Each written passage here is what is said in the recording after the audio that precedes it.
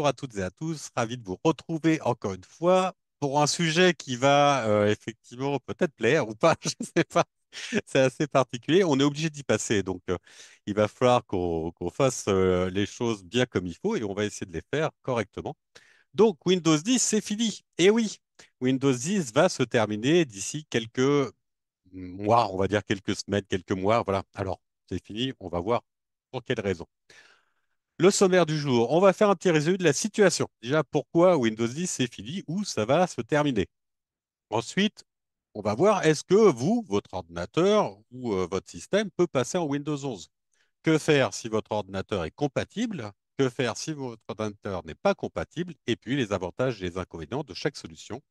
On finira par quelques conseils et bien sûr, après un enregistrement, j'arrêterai l'enregistrement et on pourra passer aux questions-réponses ouvertes. Voilà. Alors, on va commencer par un petit sondage. Voilà, la petite question.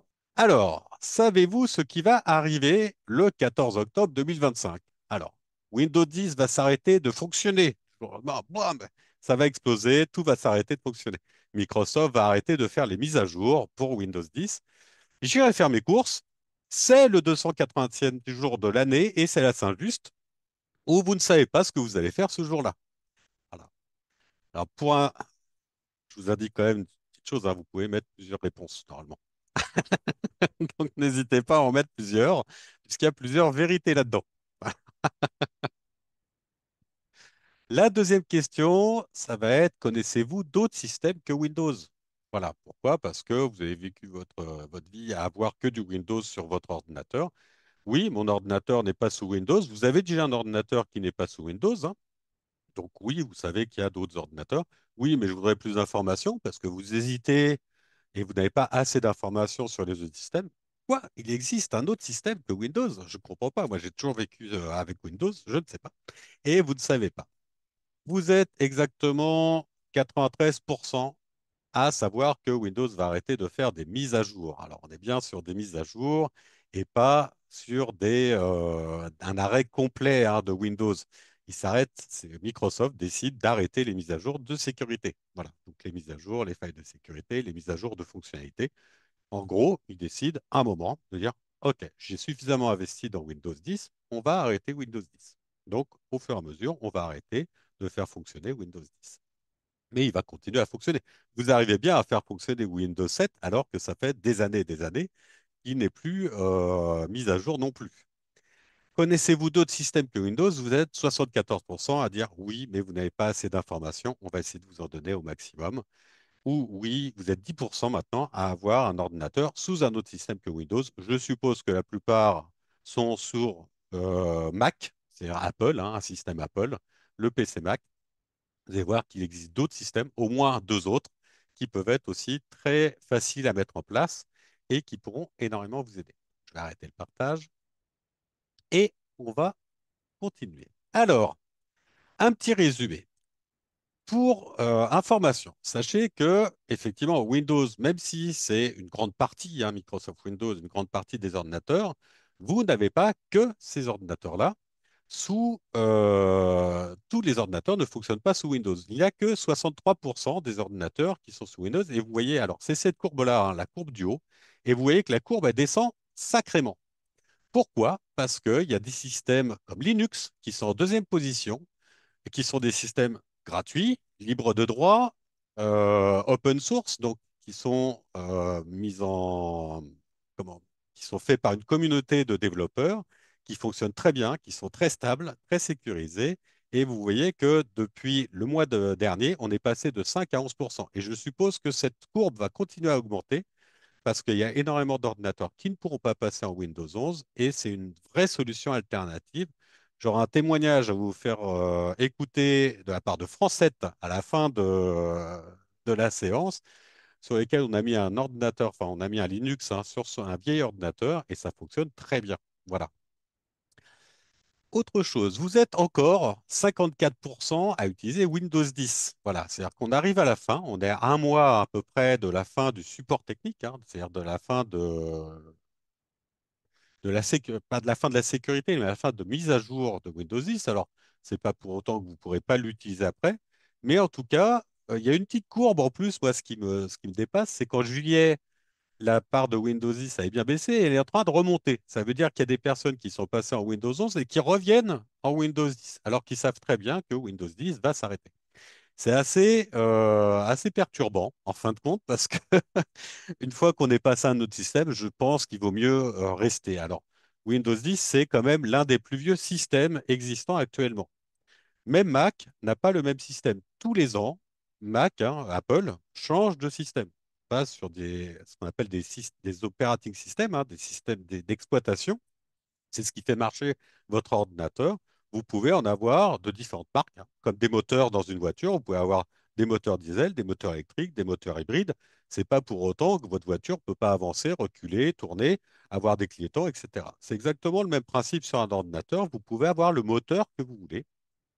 Et encore, vous êtes encore que 40% à la rigueur à être passé sous Windows 11. Ça, c'est pas une surprise parce qu'il y a beaucoup d'ordinateurs qui ne peuvent pas passer sous Windows 11. Donc c'est aussi ça, ils sont tirés une balle dans le pied. Et puis, ce qui est surprenant, c'est par contre qu'il y a encore près de 3% qui sont en Windows 7, alors que c'est un système où il y a des failles de sécurité à tout va. Et je plains les personnes. Alors, il peut y avoir des systèmes par exemple, je suis allé à la gare de Nice dernièrement et le panneau s'est arrêté et quand il a redémarré, c'était Windows XP encore. Donc j'étais un peu surpris, mais il existe des systèmes administratifs, hein, des systèmes dans lesquels ils marchent tous les jours, qui sont avec des anciens systèmes XP, enfin des anciens systèmes Windows encore. Voilà, pour vous, je préconise quand même de passer le plus rapidement à un système plus sécurisé que Windows 10 qui va s'arrêter. Alors, à partir du 14 octobre 2025, qu'est-ce qui va se passer? En fait, Microsoft cesse les mises à jour sur Windows 10. C'est pas pour autant, comme je vous dis, hein, que votre ordinateur va exploser du jour au lendemain où vous ne pourrez plus aller sur Internet ou des choses comme ça. Sauf que, au fur et à mesure, c'est comme une faille hein, qui se fait dans un mur.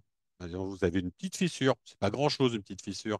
Et puis, peu à peu, comme personne la répare, cette fissure, la fissure va s'agrandir, s'agrandir, et puis à un moment, le mur va s'écrouler. C'est exactement ce qui va se passer avec Windows 10. C'est pour ça que je vous préconise quand même d'anticiper les choses, soit de faire les réparations, soit effectivement de changer le mur, de refaire le mur, ou de changer de système pour pouvoir être tranquille. Attention, Microsoft va arrêter non seulement les mises à jour de Windows 10, mais aussi toutes les applications qui vont être en rapport avec Windows 10. C'est-à-dire qu'à terme, Microsoft Office que vous avez hein, pour la plupart sur Windows 10 va aussi arrêter. Le photo va s'arrêter, Edge va s'arrêter. En fait, toutes les applications tierces que vous utilisez tous les jours avec Windows 10 vont s'arrêter. D'autres applications tierces, hein, alors des applications comme Adobe, les navigateurs Google Chrome, etc., abandonneront aussi à terme les mises à jour. C'est ce qui se passe hein, avec Windows 7. Si vous êtes encore sous Windows 7, j'ai dépanné une personne qui était encore sous Windows 7 dernièrement. Elle avait Chrome et Chrome n'affichait plus les images. Pourquoi? Parce qu'il n'y a plus de mise à jour depuis un an. Donc, il y a encore Mozilla Firefox, hein, qui peut encore aller sur des anciens systèmes comme ça, mais sachez qu'à terme, de toute façon, toutes les applications vont être abandonnées. Essayez d'aller sur un navigateur, enfin, essayez de mettre un navigateur sous Vista ou sur des anciens systèmes, comme ça, vous allez avoir de plus en plus de mal à pouvoir les utiliser. Donc, la sécurité du système sera de plus en plus compromise. C'est exactement ce qui va se passer avec la fin des mises à jour de Windows 10.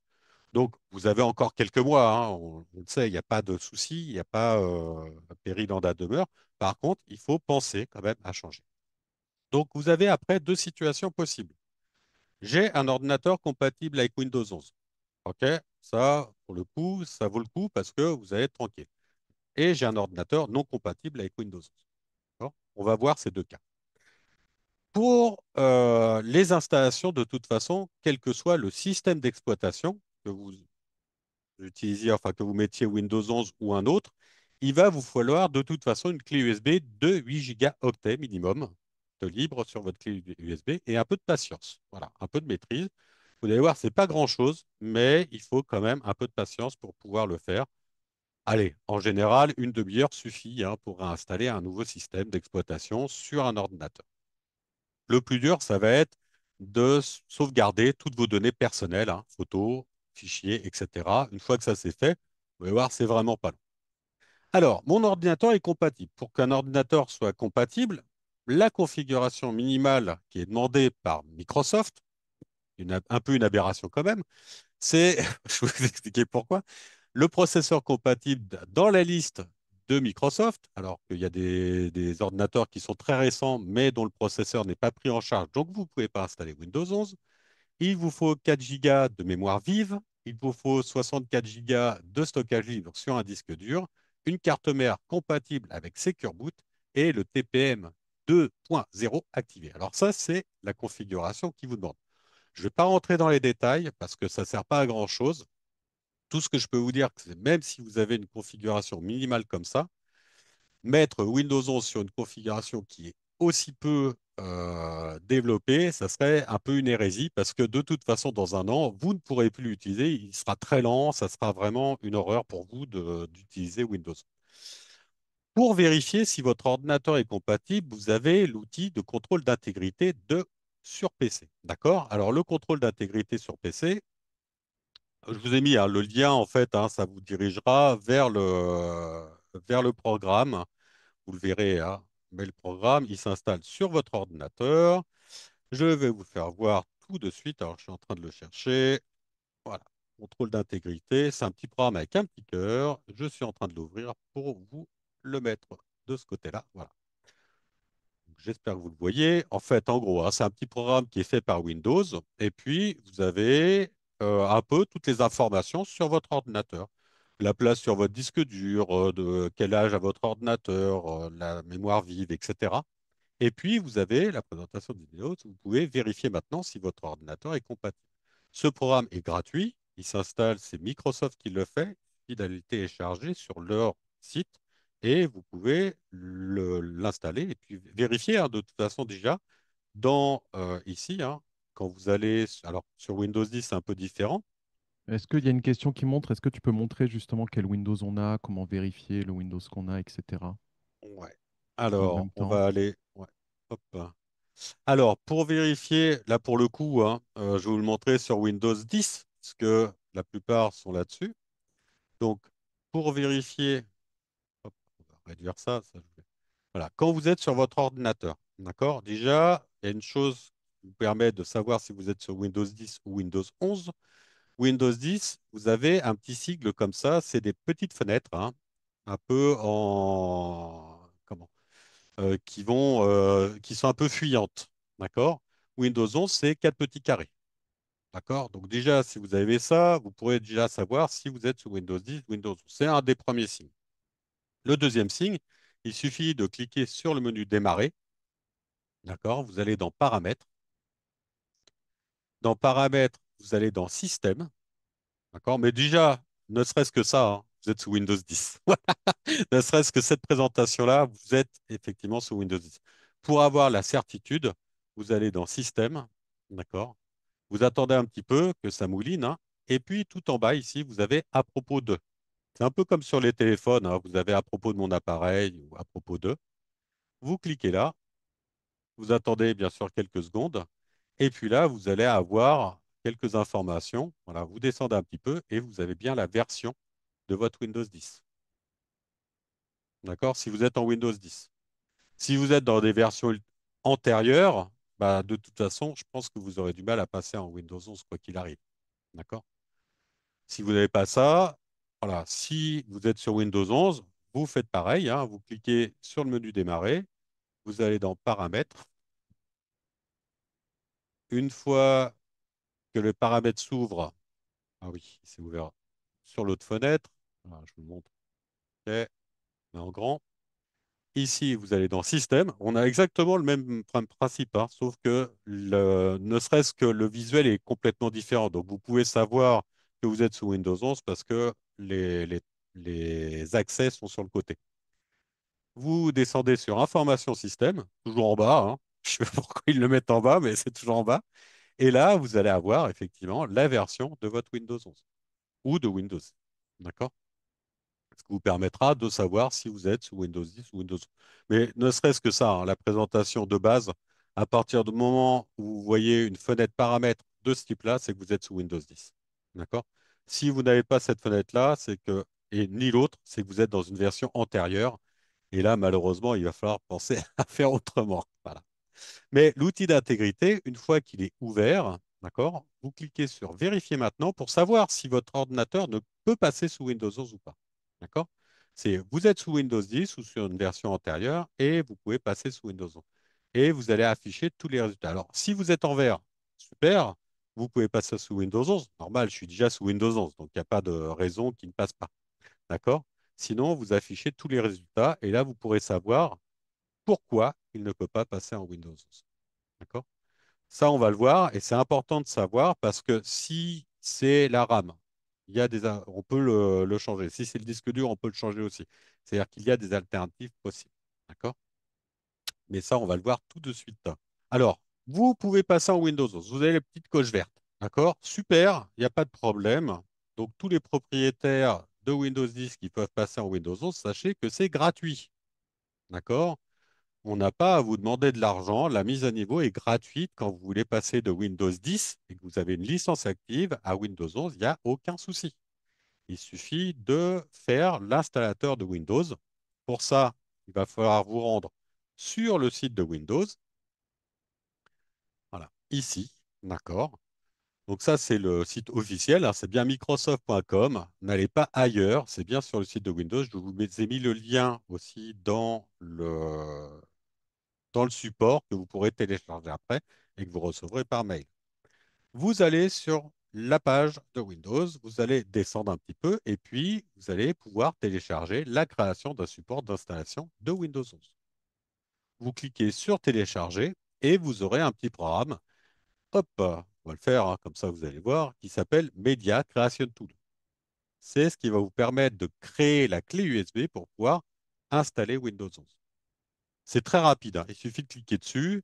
Une fois que vous avez cliqué dessus, voilà, il va vous demander une petite autorisation et puis il regarde la configuration de certains éléments. D'accord? Vous acceptez les conditions. Vous n'avez pas trop le choix si vous voulez installer Windows 11, hein, de toute façon.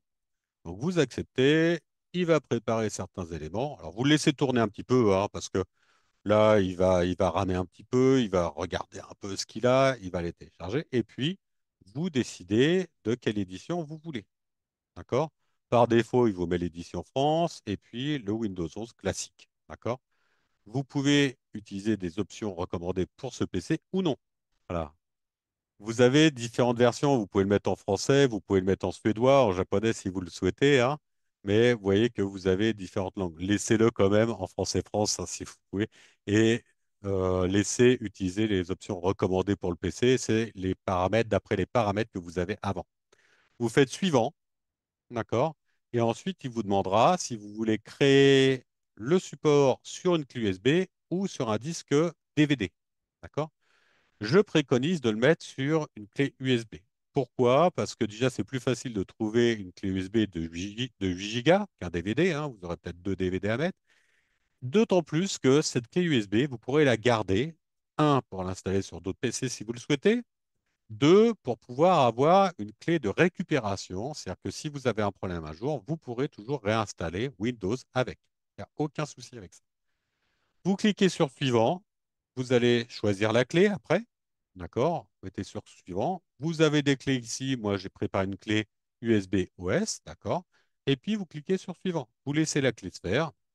Une fois qu'elle est créée, il vous indiquera un petit message comme quoi il est créé et vous allez aller ouvrir la clé. Alors, je vais fermer ça parce que j'ai pas, j'ai pas l'utilité, hein.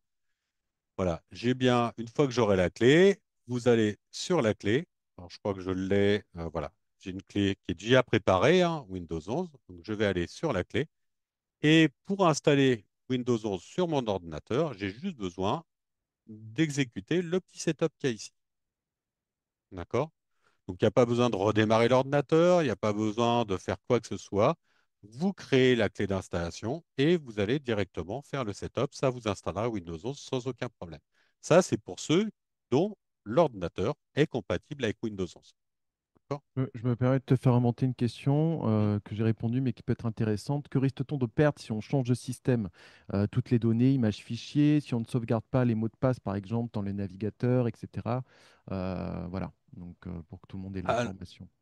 oui, alors les mots de passe, si vous les enregistrez sur un navigateur, il faudra créer un profil. C'est-à-dire que vous créez un compte, hein, tout simplement. Quand vous êtes sur votre navigateur, vous créez un petit compte ici, d'accord, pour pouvoir synchroniser vos mots de passe. Et comme ça, vous aurez juste besoin de reconnecter le compte sur votre nouveau navigateur, sur la nouvelle version, hein, et puis il n'y aura aucun problème. Il vous faudra les identifiants de Windows surtout, hein. Sachez que les comptes locaux, enfin le compte local, en général, il sera désactivé par défaut, donc il vous faudra un compte Microsoft. Si vous n'en avez pas un, je vous conseille de le créer avant, d'accord, pour être tranquille, pour avoir déjà un identifiant et un mot de passe valable, pour éviter de perdre du temps lors du démarrage en fait de la prochaine version de Windows. En général, il arrive à garder, quand vous le passez comme ça, d'accord, quand vous avez déjà Windows 10 et que vous pouvez passer en Windows 11, il vous garde les programmes, il vous garde vos fichiers, etc. Par sécurité, sauvegardez quand même toutes vos données personnelles, sauvegardez vos photos, sauvegardez vos fichiers sur un disque dur externe. Vos, et c'est là où je vais en revenir de toute façon. Ah, une petite coupure d'image, moi. Si, comment, si vous voulez réinstaller des programmes, d'accord, il vous a tout effacé, vous voulez réinstaller des programmes, vous avez un site qui est très efficace pour ça. Ça s'appelle ninit.com, d'accord? C'est un site open source, il n'y a aucun problème. Il suffira de choisir les programmes que vous voulez réinstaller. Alors, il n'y a pas tout, hein. Microsoft Office n'y est pas, d'accord? Mais vous avez que des programmes libres de droit, c'est-à-dire des programmes gratuits. Vous pouvez choisir, par exemple, moi, bah, je veux réinstaller Chrome ou Firefox, ou les deux, d'accord? Je veux réinstaller Zoom parce que j'en ai besoin pour aller voir Granny Geek. Je veux réinstaller Thunderbird parce que je l'utilise Thunderbird pour aller lire mes mails. Je n'utilise pas forcément Outlook. Vous avez quoi? Vous avez VLC, un lecteur multimédia. Voilà, vous choisissez toutes les applications que vous voulez, hein. Vous avez même des applications de sécurité, vous avez des applications de drive, hein. Vous avez des applications pour les fichiers IP. Et vous avez même des applications de sécurité, il me semble, que je les retrouve. Voilà, vous avez des antivirus ici. Je peux rajouter aussi Malwarebit et Avira. D'accord? Donc, je sélectionne tous les programmes que je veux réinstaller une fois que j'ai mis Windows 11. Ça s'appelle ninit.com, il est gratuit, et vous pouvez aller, après, vous cliquez sur Get Ninit, Get Your Ninit. Il vous fait un petit résumé de ce que vous avez choisi comme programme. Il vous crée un petit fichier qui fait 415 kilooctets, là pour le coup, hein, pour les 2, 4, 6, 8, 9 programmes que je vais réinstaller. Il suffira d'aller exécuter ce petit programme, d'accord, que je vais trouver dans mes téléchargements, pour le coup. Voilà, je vais retourner sur téléchargement si je le trouve. Vous voyez que j'ai bien un petit fichier comme ça avec le nom, hein, c'est zip, Avira, Chrome, etc. installeur. Il suffira de double-cliquer dessus. Ça va vous installer les programmes dans les dernières versions et dans votre langue. D'accord? Donc dans la langue d'installation du système. Et le programme, vraiment, hein, vous cliquez dessus. Voilà, il va vous demander est-ce que vous voulez l'activer? Et puis bien sûr, là, il faudra l'arrêter. Moi, faut que je l'arrête parce que sinon, il va me réinstaller le programme à la place. Mais pour le coup, voilà, c'est assez rapide. Alors, OK, il est derrière. Voilà, je vais arrêter l'installation parce qu'il le fait tout seul. C'est-à-dire qu'il va télécharger les mises à jour, il va vous les installer, il va peut-être vous demander parfois de valider l'installation, hein, avec j'accepte les modifications que peut causer l'application sur mon appareil. Et vous voyez que tout est OK, hein. C'est-à-dire que ça me mettra toutes les dernières mises à jour dans ma langue. Voilà. Donc ça, vous n'avez aucune excuse de changer de système. Vous avez une manière très simple de réinstaller les applications. Ça permet en plus, en outre, hein, de faire un gros nettoyage dans les applications que vous n'utilisez pas et dans vos fichiers. Donc n'hésitez pas, hein. Moi, je conseille d'ailleurs de nettoyer assez couramment vos supports, hein, votre ordinateur, de refaire une réinstallation une fois par an ou une fois tous les 2 ans.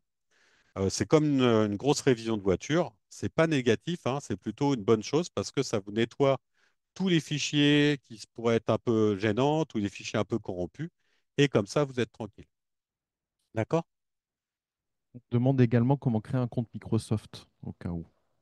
Alors, un compte Microsoft, il vous sera demandé dès le départ, hein. Vous allez sinon sur microsoft.com et puis vous pourrez créer votre compte, hein.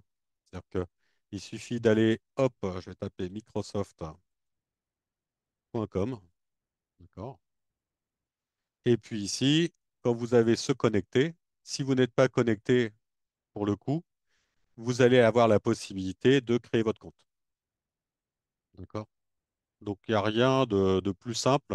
C'est comme créer un compte sur... alors, bien sûr, là, je suis connecté, donc il va me redemander la même chose. Mais il va me demander à tout va de me connecter. Faudrait que je le fasse. Alors, peut-être sur un autre système. Mais en tout cas, vous pouvez créer un compte assez facilement. Voilà. Nous n'avons pas pu vous connecter. Vous pouvez réessayer là, pour le coup. Mais si vous cliquez sur se connecter, vous pourrez créer un compte sans aucun problème. Voilà. Donc, vous n'avez pas d'excuses hein, pour passer de Windows 10 à Windows 11 assez facilement.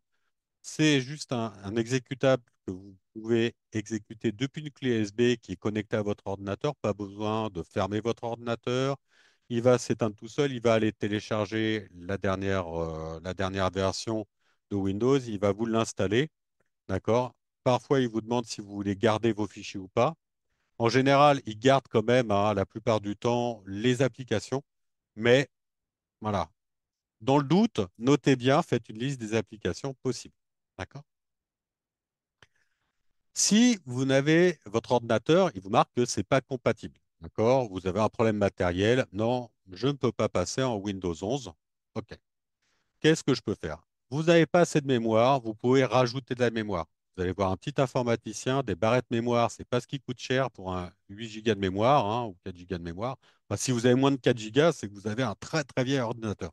Mais si vous n'avez pas assez de mémoire ou vous voulez augmenter votre mémoire, c'est à peu près 30 euros hein, la carte mémoire pour aller à 8 gigas, donc le double de ce qui est préconisé. Vous pouvez le faire changer comme ça assez facilement sur votre ordinateur. Le TPM2 n'est pas activé. Dans certains cas, vous pouvez l'activer vous-même ou demander à un informaticien aussi de l'activer pour vous. D'accord?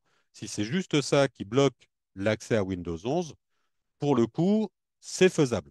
D'accord? Vous pouvez très bien activer la puce par défaut, hein, la puce de sécurité. Alors la TPM2, c'est ce qui permet d'augmenter la sécurité avec Windows Hello, de sécuriser le démarrage, de sécuriser la puce pour éviter. C'est pour ça qu'ils vous demandent tout ça, hein, c'est pour sécuriser leur système. Si le processeur n'est pas compatible, alors vous avez une liste hein, de processeurs, voilà, je vous l'ai mis, mais si votre processeur n'est pas compatible, on va tout de suite passer à l'étape suivante parce qu'il n'y aura pas trop le choix. Il va falloir passer à autre chose, une solution qui va être un peu plus costaud. D'accord? Vous pouvez, alors si c'est le matériel, ça peut être le changement du disque dur. Votre disque dur n'a pas assez de capacité, vous pouvez augmenter la capacité. C'est assez étonnant à 64 Go aussi. Pour revenir là-dessus, d'ailleurs, hein, moi je préconise pour l'installation de Windows 11 d'avoir au moins 8 Go de mémoire vive et pas 4 et d'avoir au moins un disque dur de, si vous pouvez, 512 gigaoctets. Pourquoi? Parce que ça augmente vite, hein. Windows, ce n'est pas le système le plus léger au monde, et donc il va vite augmenter la place qu'il prend sur votre disque dur. Si vous voulez rajouter des fichiers, vous rajoutez quelques programmes en plus, ayez un peu de latence hein, pour pouvoir avoir suffisamment de mémoire tranquillement et suffisamment de place pour pouvoir l'exploiter facilement. Alors, on va passer à l'étape suivante. Moi, j'ai un ordinateur qui n'est pas compatible. Qu'est-ce que je vais pouvoir faire? Alors, on a une première solution. Pareil, hein, je vous l'indique, mais ce n'est pas forcément la solution la plus adéquate à terme.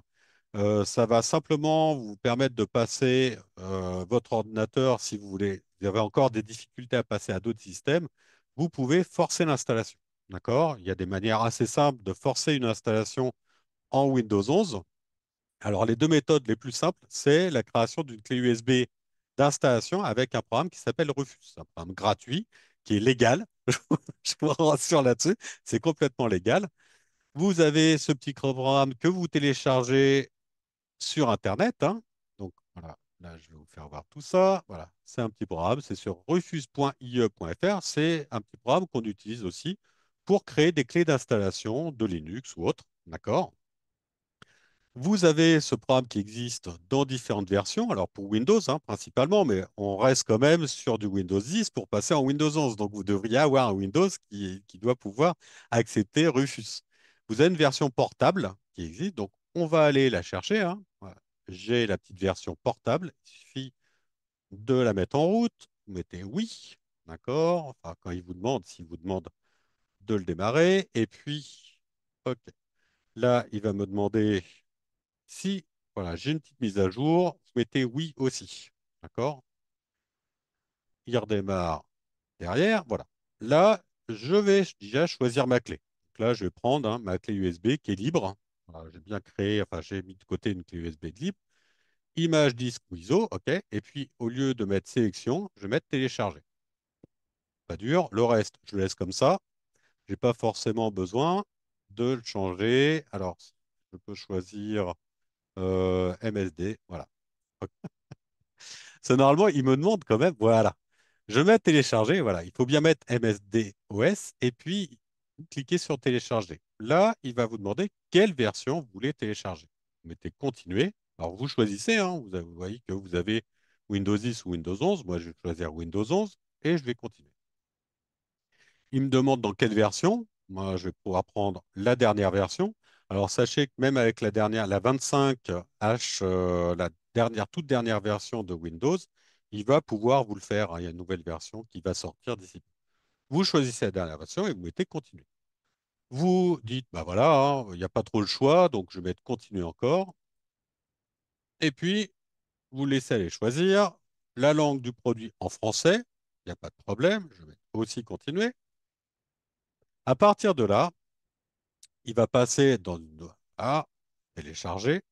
OK. Ça veut dire qu'il va nous télécharger la dernière version de Windows directement sur le site de Microsoft, hein. Il n'y a aucun souci là-dessus. Ce n'est pas des programmes pirates. Il va télécharger le programme directement sur Microsoft. D'accord? Je vais mettre OK. OK, mais je crois que je l'ai déjà, donc ça ne sert à rien. Voilà, Windows 11 FR, hein, mais allez, je vais mettre enregistré et puis il va m'enregistrer le téléchargement. D'accord? On va le laisser faire. Vous voyez que c'est un téléchargement assez rapide pour le coup. C'est là où il faut avoir une bonne connexion quand même Internet. Une fois qu'il aura téléchargé, on va pouvoir cliquer sur démarrer. En cliquant sur démarrer, il va me proposer plusieurs options. Est-ce que, alors, comme on est quand même dans la partie forcée, il va me demander si je veux forcer comment, l'installation avec une puce qui n'est pas valable, avec une puce qui n'est pas compatible. Est-ce que je veux désactiver le TPM2? Est-ce que je veux ne pas avoir de compte Microsoft et avoir un compte local? Est-ce que je veux ne pas obliger Microsoft à avoir une connexion directement? Alors, je parle hein, pendant ce temps-là, mais c'est exactement ce qui va se passer. Vous allez voir que c'est assez rapide. Une fois que vous aurez coché ou décoché les options, vous pourrez créer votre clé d'installation. D'accord? Sachez pour le coup que sur un ordinateur, hop, voilà. Alors je vous le montre, hein, puisque je l'ai montré, ça, voilà, c'est un bloc hein, qui fait 3 kilos. C'est un ordinateur qui date de 2012, qui a un processeur qui est hyper vieux et j'ai installé Windows 11 dessus avec Rufus. Donc on peut, on peut quand même outrepasser certains droits. Je ne le conseille pas et je vous dirai pourquoi quand même, mais on teste, ça peut être rigolo. Voilà. Donc, l'expérience, qu'est-ce que on va avoir besoin? Alors, on peut supprimer la nécessité d'avoir uniquement les 4 gigas de RAM et le Secure Boot, le TPM2. D'accord? Si c'est un problème comme ça, je peux supprimer cette nécessité. Je peux supprimer l'utilisation d'un compte Microsoft en ligne. D'accord? Je peux créer un compte aussi local sous un nom. Si vous souhaitez directement créer un compte local, il le fait pour vous. Il n'y a pas de problème. Vous pouvez définir des options régionales avec les mêmes valeurs que celles de cet utilisateur. Vous créez un compte local. Vous pouvez désactiver la collecte des données. Alors, ça supprime toutes les questions de confidentialité lors de l'installation. Et vous pouvez désactiver le cryptage automatique BitLocker. BitLocker, c'est le cryptage de votre disque dur, hein. C'est aussi c'est pour ça qu'il vous crée, enfin, que ça nécessite Windows 11. Voilà, vous pouvez désactiver tout ça, vous mettez OK, d'accord? Donc là, vous avez le choix. Alors, voilà, la plupart du temps, hein, c'est simplement ça qui vous pose problème, c'est le giga et puis le processeur. Alors, même si vous n'avez pas un processeur valable, vous faites OK, d'accord, et puis vous mettez OK, ça va effacer toutes mes données de la clé, et vous mettez OK, et ça va démarrer. Ça va vous créer la clé d'installation sans aucun souci, d'accord? Il suffira ensuite de démarrer sur la clé d'installation. Pour le coup, vous avez aussi la possibilité quand vous avez créé votre clé comme ça, d'accord? La clé Rufus, il va falloir démarrer votre ordinateur dessus. Alors, nous, on va aller voir comment démarrer un ordinateur assez facilement sur une clé USB.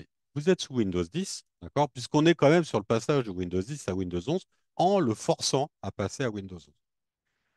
Il y a une chose assez simple, vous pouvez cliquer sur Démarrer et aller sur Paramètres, d'accord? Une fois que vous êtes sur Paramètres, vous descendez un petit peu et vous allez sur Mise à jour et sécurité.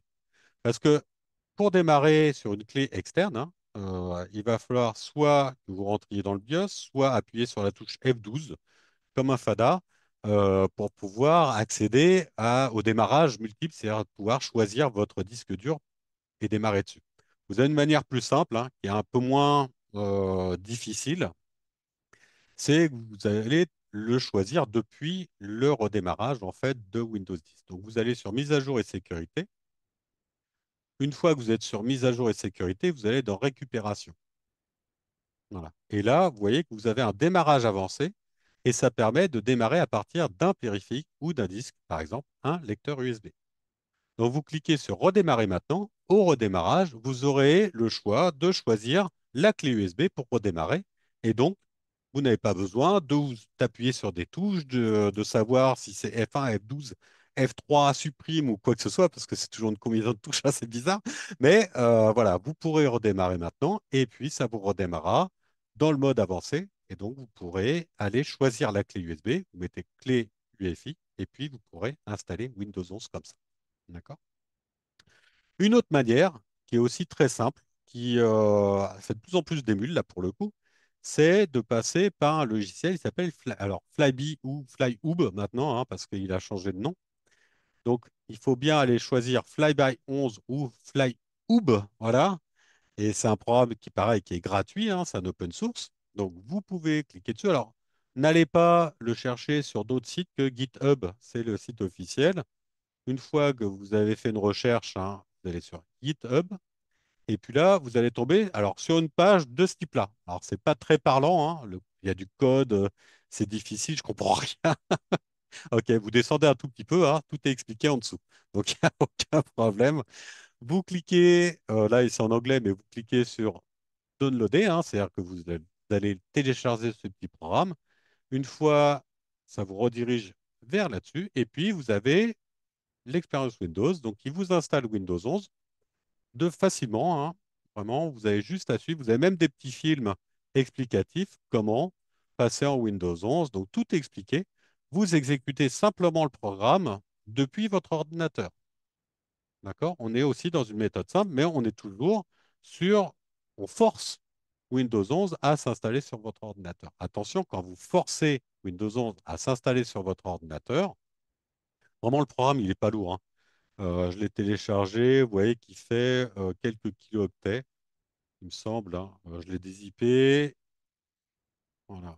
Et quand vous l'ouvrez ici, voilà, vous exécutez, hein, ici, flyhub exe, et puis vous aurez comme ça la possibilité de le passer en Windows 11. Alors on voit, bien sûr, il vous a protégé. Vous allez dans Informations complémentaires et vous exécutez quand même. Parce que pour lui, ce n'est pas un programme qui a été reconnu par Microsoft. Donc, il va vous dire, attention, moi, je ne le reconnais pas, ce programme-là. Il ne faut pas qu'il s'exécute quand même sur mon ordinateur. Et vous allez sur Get Windows 11 et ça va vous permettre de pouvoir l'installer sur votre ordinateur sans trop de difficulté. Attention, là, vous, quand même, vous effacez un peu tout ce qui est, et il est en anglais. Donc, il va falloir aller vous renseigner quand même sur des petits tutoriels pour pouvoir les suivre assez facilement. Mais c'est vraiment pas très compliqué. Ça prend un peu plus de temps que Rufus, mais c'est aussi efficace. Voilà. Donc ça peut être deux possibilités. Ces possibilités-là, alors, c'est des procédures effectivement qui sont simples à faire. Vous pouvez passer effectivement sur Windows 11. mais vous pouvez aussi entraîner des instabilités de votre ordinateur et des problèmes de mise à jour du système. Pourquoi? Parce que Windows, ils sont pas bêtes. Ils vont quand même aller voir que votre ordinateur, voilà, il est sous licence, mais qu'il ne peut pas normalement. Il n'a pas la configuration nécessaire pour passer en Windows 11. Donc à terme, il peut très bien bloquer les mises à jour de sécurité, il peut bloquer toutes ces mises à jour. Et si vous n'avez pas la configuration minimum matérielle ou une configuration qui peut poser problème, pour le processeur, ça pose un peu moins de soucis, mais il ne faut pas qu'il soit trop vieux, mais ça peut poser problème à terme. Voilà. Donc, c'est peut être une solution provisoire si vous pouvez le tester si vous le souhaitez. Je ne conseille pas quand même de l'utiliser trop longtemps. D'accord? Mais c'est une solution. Je vous ai dit, j'allais vous donner toutes les solutions. Une autre solution aussi que je n'ai pas parlé, hein, mais je ne voulais pas en parler parce que c'est l'extension des mises à jour de sécurité de Windows. Ça coûte 30 euros pour un an. Franchement, si, pour vous retrouver dans la même situation dans un an, autant prendre les devants et puis faire le nécessaire tout de suite. Au moins, vous aurez économisé 30 euros. 30 euros, c'est plusieurs clés USB et vous pourrez comme ça les utiliser plus facilement. Donc, vous pouvez, on va passer dans la deuxième étape, hein, c'est-à-dire que voilà, j'ai pas un ordinateur compatible, je veux pas le passer en Windows 11 parce que aussi je veux me libérer, hein, parce que quand vous avez un ordinateur qui n'est pas valable, en tout cas au niveau de la capacité matérielle, faut pas oublier que Windows 11, ils mettent un peu, enfin, ils mettent un peu les bouchées doubles, ils vous forcent quand même à utiliser Copilot, à y mettre de l'IA à fond dans votre ordinateur. Il va utiliser de plus en plus de ressources, il va être de plus en plus, il est quand même très intrusif, hein, c'est pas le système le moins intrusif au monde. Donc, vous pouvez aussi changer de système d'exploitation, tout simplement. C'est-à-dire qu'au lieu de rester sur Windows, OK, je vais passer à un autre système. Il en existe des très valables, hein. Je vous ai montré, Linux, c'est 11% de part de marché actuellement. Et il va encore augmenter peu à peu, hein. Je suis sûr que le mois prochain, on sera passé à 15% si tout va bien. Pourquoi? Parce que tous les ordinateurs, il y a 480 millions d'ordinateurs qui ne pourront pas passer en Windows 11 et qui sont valables pour d'autres systèmes. Donc, on va les retrouver. Il n'y a aucune raison de les jeter, ces ordinateurs-là. On ne va pas tous les recycler non plus, hein. Tout n'est pas recyclable. Moi, il y a mon père, hein, un ordinateur qui est, enfin, c'est un ordinateur en plus qui a des grosses capacités, sauf que c'est le processeur qui n'arrive pas à passer en Windows 11. Et ça, on va pouvoir utiliser des systèmes autres. Tous ces systèmes, tous les systèmes que je vais vous présenter derrière, d'accord, ce sont des systèmes gratuits, légers, faciles à installer et que vous pouvez tester avant de les installer définitivement. D'accord? Donc, il n'y a aucun souci là-dessus. Vous avez besoin, pareil, d'une clé USB de 8 Go minimum et puis de savoir comment démarrer votre ordinateur à partir d'une clé. Mais ça, je vous l'ai montré avant. Vous n'avez plus d'excuses là-dessus. Une des solutions, c'est de passer en Chrome OS Flex. Alors, Chrome OS Flex, c'est un système, ça ne vous demande pas beaucoup de mémoire, hein, il faut très peu de composants. Mémoire de stockage de 16 Go, c'est vraiment rien, hein, c'est la mémoire de disque dur, hein, minimum, et une mémoire vive de 4 Go. Voilà. C'est idéal si vous faites pas grand-chose sur votre ordinateur. Avec votre ordinateur, mettons, vous avez un téléphone Samsung, hein, un téléphone Android, et puis que vous voulez consulter vos mails, faire quelques démarches administratives sur votre ordinateur, et puis c'est à peu près tout. Un peu de courrier, vous êtes habitué à utiliser le monde de Chrome, le monde de Google. Vous voulez plutôt que tout soit synchronisé avec Google. C'est un très bon système. Pourquoi? Parce qu'il est gratuit et vous pouvez l'installer assez facilement. Pour ça, vous allez aller chercher, hop, dans, voilà, il suffit d'aller chercher dans les extensions, dans la boutique d'extensions, d'accord? On va aller sur gérer les extensions et dans gérer les extensions. Alors, c'est soit le petit, alors c'est peut-être derrière moi. Je vais le réduire un petit peu pour vous le faire voir. Voilà, parce que souvent, j'oublie qu'il est derrière, parce que mon image est en haut. Donc, voilà. Vous allez sur les trois petits points ici, et puis on va aller sur Extension. Dans Extension, vous avez accédé au Chrome Web Store, ici. D'accord? L'autre possibilité, si vous avez déjà des extensions, vous avez une petite pièce de puzzle ici. Vous cliquez sur la pièce de puzzle et vous allez sur Gérer les extensions. D'accord? Donc, on va faire les deux. On va aller directement sur hop, Extension et accéder au Chrome Web Store. Il va vous ouvrir un nouvel onglet. Et puis là, vous allez chercher, donc c'est, hop, cette extension, c'est Chromebook. Voilà, Chromebook Recovery. Alors en général, quand vous tapez Chromebook, directement, il devrait vous le mettre. Voilà, Recovery Utility. D'accord? C'est exactement ça. C'est un outil de Google pour pouvoir installer, créer la clé d'installation pour Chrome Flex. D'accord? Une fois que vous l'avez, vous l'installez donc en haut et puis vous allez chercher. Voilà. Il vous met créer un support de restauration pour votre Chromebook. En fait, c'est créer un support d'installation, hein, pour le coup, parce qu'il existe des ordinateurs sous Chromebook. Voilà, qui peuvent permettre effectivement de simplifier les choses. Vous allez cliquer sur Commencer. Là, vous n'avez pas besoin de sélectionner un modèle dans la liste. Enfin, si vous avez besoin, c'est le fabricant, ça va être Google, d'accord? Google Chrome OS Flex. Et le produit, c'est Chrome OS Flex. Voilà, vous n'avez pas trop le choix, hein, c'est assez simple. Et vous mettez Continuer. Là, vous sélectionnerez votre clé USB. Alors, vous ne trompez pas de clé, hein. Si vous avez plusieurs, mettez uniquement celle qui vous est nécessaire. Là, vous voyez que j'en ai plusieurs. Je ne sais plus exactement c'est laquelle. Et il suffira de cliquer sur Continuer. En cliquant sur Continuer, il vous mettra un message d'information. Attention, toutes les données de la clé vont être supprimées. Continuez, vous validez. Et puis, vous attendez une bonne dizaine, quinzaine de minutes. Une fois que la clé sera faite, il vous dira, OK, votre clé est prête à être installée. Il faudra redémarrer sur la clé. Je vous ai montré comment redémarrer sur la clé, donc pas de souci. Si vous avez un doute, vous pouvez aussi avoir une autre manière de redémarrer la clé. C'est quand vous cliquez, voilà, vous fermez votre ordinateur, vous allez sur redémarrer et au redémarrage, vous appuyez sur la touche F12 ou vous appuyez sur la touche échappe ou vous appuyez sur la touche supprime de votre clavier. D'accord? Plusieurs fois de suite. Normalement, vous devriez atteindre la possibilité de démarrer sur un support que vous voulez. Vous pouvez démarrer sur un disque dur, vous pourrez démarrer sur une clé USB. Il faudra démarrer sur la clé USB sur laquelle vous avez installé le Chromebook Recover Utility, enfin la version de Chrome OS Flex. Et vous aurez une version, alors pour le coup, hein, une fois qu'elle s'installera, elle va vous demander de vous connecter à votre compte Google. Il faudra un compte Google pour ça. Une fois que vous serez connecté au compte Google, vous avez voilà, le Chrome Flex, hein. C'est un système qui est assez léger et vous pourrez avoir toutes les applications Google dans votre ordinateur. D'accord? Je l'ai aussi testé sur l'ordinateur que je vous ai présenté tout à l'heure parce que j'ai testé tous les systèmes. Donc un ordinateur jusqu'à 2010 fonctionne très bien. Il n'y a aucun souci. Attention, toutes les installations que vous pourrez installer dessus, ça sera des installations extensions. C'est-à-dire qu'il faudra passer par le Chrome Web Store, c'est pour ça que je vous l'ai montré, hein, pour pouvoir installer des extensions, des applications dessus. Ce n'est pas un système comme sur Windows, où vous installez une application, ou sur Linux, où vous installez une application, c'est un système fermé. C'est un système qui est en ligne.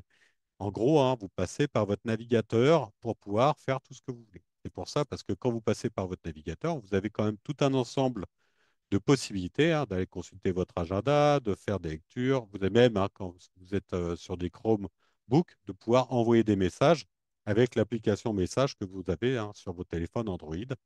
Vous avez la possibilité d'avoir toute la suite Office, hein, la suite Doc Sheet. Alors Doc, c'est pour Word, hein, exactement. Donc vous avez toute cette suite-là qui est disponible sans forcément installer une chose supplémentaire. Tout sera connecté avec votre compte Google. Voilà, ça c'est une première solution qui est possible. Elle est toutefois limitée, hein, je trouve, dans la possibilité d'utiliser des programmes spécifiques. Voilà. C'est très bien si vous voulez.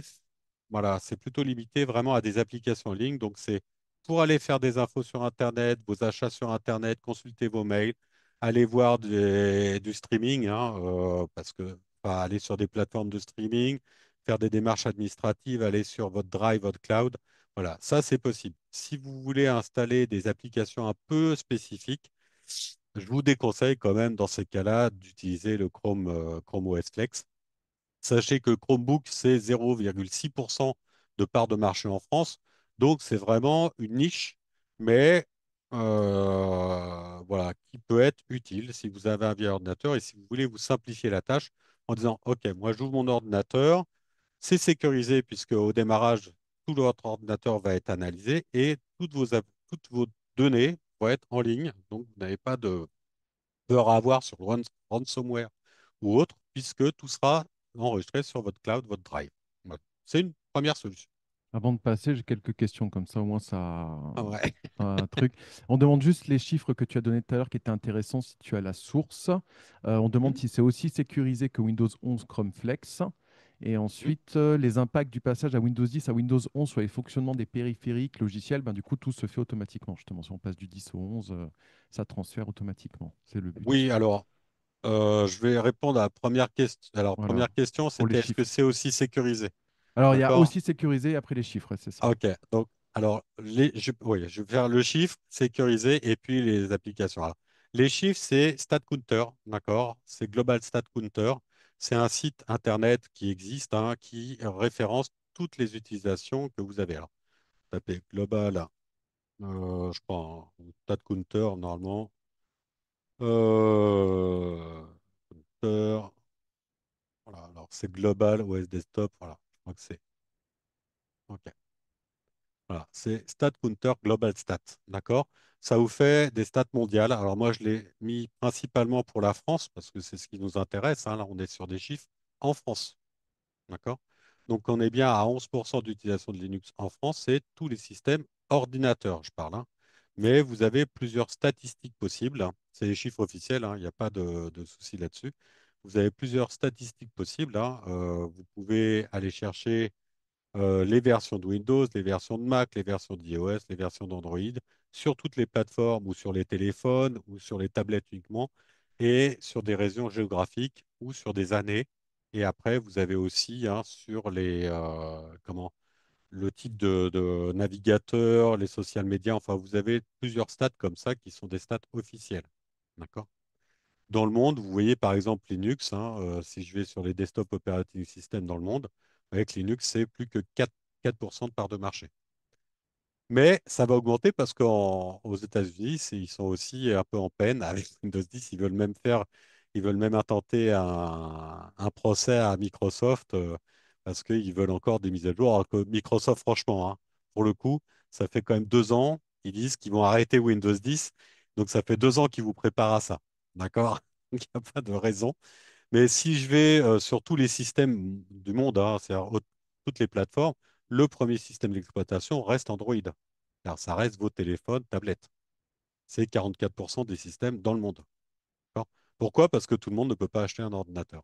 Mais voilà, tout le monde a pratiquement un téléphone Android. Voilà. Et ensuite, c'est Windows, c'est 30% de part de marché. Voilà. On pense que, enfin, moi, je pense que parmi les on-code, hein, il y a aussi du Linux, parce qu'il y a beaucoup de systèmes qui sont sous Linux, mais qui sont tellement protégés, on ne sait pas que c'est du Linux. Voilà. Parce qu'il y a pas d'autres systèmes à part Harmony OS, mais même Harmony OS, le système chinois est sous Linux de toute façon. Donc voilà, sachez que la prochaine présentation, c'est exactement ça. Est-ce que c'est aussi sécurisé que Windows 11? C'est ça. Au, au niveau de Chrome Flex, oui, Oui, parce qu'il utilise le système Android.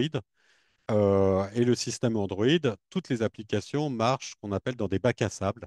C'est-à-dire que chaque système, quand elle s'installe sur votre téléphone ou ailleurs, elle rentre dans en gros un dossier spécifique qui ne va pas toucher le système d'exploitation. On va l'utiliser, on va l'ouvrir, on va l'exploiter dans un système fermé qui va être en dehors de votre système d'exploitation. Donc, pour pouvoir, ce qu'utilise aussi Mac, hein, ce qu'utilise Linux, c'est-à-dire que chaque application qui va être utilisée fonctionne un peu à part du système. Voilà, elle va fonctionner indépendamment. Et donc, vous allez être sécurisé parce que même si cette application est infectée, elle ne peut normalement pas infecter votre système. Ce qui n'est pas le cas sur Windows à proprement parler. Donc, c'est pour ça qu'ils renforcent la sécurité sous Windows, c'est que les concurrents ont pris de l'avance sur Windows, hein, et c'est pour ça qu'ils ont rajouté le TPM2, c'est pour ça qu'ils vous ont rajouté aussi des contraintes matérielles, parce qu'ils n'ont pas fait leur système, le MS-DOS, hein, n'est pas prévu pour. Si, ou alors il est prévu pour, mais il faut paramétrer votre système différemment. Il faut créer un compte administrateur, un compte local à côté. Enfin bon, ça devient très compliqué. Mais oui, Chrome OS Flex, alors pour le coup, il est très sécurisé parce que toutes les applications, vous les enregistrerez directement depuis le Chrome Web Store ou depuis, si vous avez un Chromebook, hein, depuis, pareil, le Play Store. Donc, le Play Store, vous avez une sécurité qui est dedans, hein, qui s'appelle le Play Protect, qui va analyser vos applications. Si vous avez un problème, sachez que comme tout est de toute façon enregistré avec Chrome OS Flex, hein, dans le Drive, il suffira de vous connecter à votre Drive, de réinitialiser votre ordinateur. S'il détecte un problème, de toute façon, Chrome OS Flex ou Chromebook Flex, il va réinstaller le système. Voilà, il va s'éteindre, il va réinstaller le système depuis une mise à jour, enfin depuis une installation précédente ou une installation propre. Donc de toute façon, vous êtes assez tranquille là-dessus. J'ai jamais entendu parler d'un Chrome OS Flex qui a été piraté, hein. Mais il n'y en a pas assez non plus, hein. Donc c'est une niche. Ça n'intéresse pas les pirates, quoi qu'il arrive. D'accord. Les produits que je vais vous parlais après, hein, les systèmes, les distributions que je vais vous parlais après, les systèmes d'exploitation dont je vais vous parlais ensuite, seront aussi sécurisés, voire plus sécurisés que Windows de toute façon. Pour parler des applications, est-ce que mes applications vont fonctionner aussi sur Windows 11 par rapport à Windows 10? Est-ce que je ne vais pas avoir de problème de pilote, etc. Si vous avez des très anciens systèmes, pour le coup, ça risque de poser problème peut-être sur des anciennes, on va dire, des anciennes imprimantes, des anciens scanners. OK. Là, vous pouvez peut-être avoir des soucis. Si c'est les programmes, quand vous allez chercher comme ça un programme, alors je vais le programme ici, ça va être plus simple, hein. Si vous allez sur propriété du programme, ici, vous avez normalement la compatibilité. D'accord? Il suffit de cliquer sur propriété et vous pouvez l'exécuter dans un autre format de Windows. Donc rien ne vous empêche de même avoir, ben, là pour le coup, ça va être Microsoft Money qui peut poser problème. Voilà, qu'il y en a encore qui l'utilisent. Ça va être des anciennes applications peut-être de Microsoft dont vous avez l'habitude d'utiliser pour faire de votre compta ou des choses comme ça. Vous pouvez l'utiliser voilà, sous Windows Vista, Windows 10, enfin Windows 8 ou Windows 7. Donc, ça ne posera pas de problème au niveau de la compatibilité de toute façon.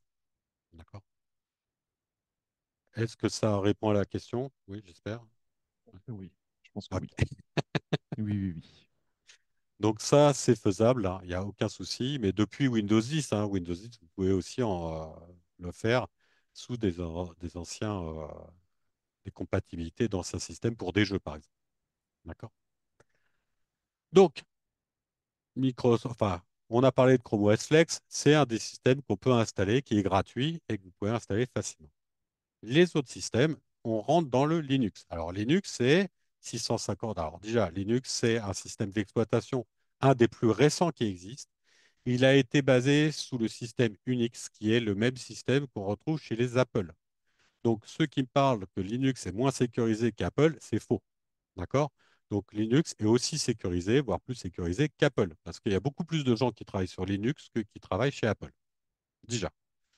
Vous en trouvez effectivement pour tous les goûts, vous avez 650 versions différentes de Linux. Autant vous avez une version, c'est Windows 10, enfin Windows 11 en version familiale ou en version pro, autant là, vous en avez 650 disponibles. Je vous en ai choisi trois qui correspondent à des choses dans lesquelles vous avez des forums qui existent, des aides qui existent. Et nous, on fait d'ailleurs des tutoriels, hein. Morgan fait pas mal de tutoriels en ce moment sur tout ce qui est Linux Mint et Ubuntu. Pourquoi? Parce que c'est les versions les plus utilisées et les plus installées. C'est les plus stable, c'est les plus facile à utiliser et je vais vous montrer pourquoi. Donc, vous en trouvez pour tous les goûts, hein, et vous pouvez déjà les tester en ligne. Il suffit d'aller sur le site distroci.com. Voilà. Donc, je vais vous montrer le site distroci.com. Voilà, je vais y aller, c'est pas exactement ça. Voilà. C'est un site sur lequel vous pouvez tester les versions principales de Linux. D'accord? Donc, il suffit d'aller. Alors, moi, je vous ai parlé de Linux Mint, d'Ubuntu et d'Odwin. Alors, Odwin, je crois Anduin, il n'y est pas parce que c'est une version un peu particulière. Voilà, voilà, je vais vous présenter, mais qui n'est pas forcément une version la plus proche de Windows 10. Pour ceux qui ont l'habitude de Windows 10, je vous conseille d'aller directement sur Linux Mint, hein, dans la version populaire. Si vous avez un vieux système, vous prenez la version XFCE, c'est une version allégée de la distribution, donc vous pouvez vraiment, hein, le mettre sur des ordinateurs de 2010, il n'y a aucun souci. D'accord? Donc votre ordinateur, si vous avez des ordinateurs là, qui ne peuvent pas passer sous Windows 11, mais assez récents, on va dire 5 ans, vous allez avoir une bête de course, hein, pour le coup. Et vous avez la version Cinnamon, qui est une version un peu plus complète. Alors, je vais vous présenter la version la plus légère. On va démarrer Linux. Alors, attention, hein, quand vous démarrez comme ça, on est bien sur un site en ligne. C'est juste pour tester les versions. Elles seront bien, quand vous les installerez, elles seront bien en français. C'est facile à installer. C'est 20 minutes à peu près l'installation sur un ordinateur. Ça vous efface tout le disque. Donc, il faudra sauvegarder tous vos fichiers personnels. Mais vous pouvez déjà les tester si vous le souhaitez. D'accord? Là, je vous présente la version, c'est Linux Mint. D'accord? C'est la version que je trouve la plus proche de Windows 10, la plus stable, puisque c'est une version, franchement, qui est hyper stable. Elle est hyper complète. Quand vous l'installez, vous avez déjà tous les programmes d'installer. C'est-à-dire que vous avez les suites Office, vous avez les messageries, vous avez les navigateurs Internet, vous avez VLC pour pouvoir lire vos fichiers. Vous avez même, dans la version haut de gamme, la version Cinnamon, un lecteur qui s'appelle Hypnotix pour voir toutes les chaînes du monde entier, quasiment. Là. OK. Donc, je vais vous le mettre en grand, hein, pour que ça soit plus simple, s'il veut bien, parce que là, il tourne. Voilà. En grand écran, ça va être plus simple. Voilà. Donc, Linux Mint, ça se présente comme ça. Ouais, alors après, vous pouvez changer votre fond d'écran, mais vous voyez que c'est assez proche quand même, hein, de Windows. Vous avez l'heure qui est en bas à droite, vous avez le son, vous avez la connexion, vous avez quelques notifications, vous avez vos fichiers qui se retrouvent ici, hein. Vous avez le même type de fichiers, le téléchargement, la musique, les images, les vidéos, mes documents. OK. Et puis, juste après, vous avez le menu démarrer qui va en plus vous mettre les applications par type, voilà, toutes les applications graphiques, toutes les applications Internet. Voilà. Et vous voyez que de base, je vais avoir mon application pour aller lire mes mails, mon application pour aller sur Internet, les applications multimédia pour lire tout ce qui est de la musique. Vous avez même des applications pour faire de la musique. Vous avez toutes les applications Office. Alors, c'est LibreOffice, mais vous pouvez installer celle que vous voulez, hein. Et vous avez la possibilité, voilà, d'ajouter une imprimante. Alors en général, elle le trouve toute seule. Donc il suffit que votre imprimante soit connectée à votre box Wi-Fi et ne vous inquiétez pas, Linux va trouver l'imprimante.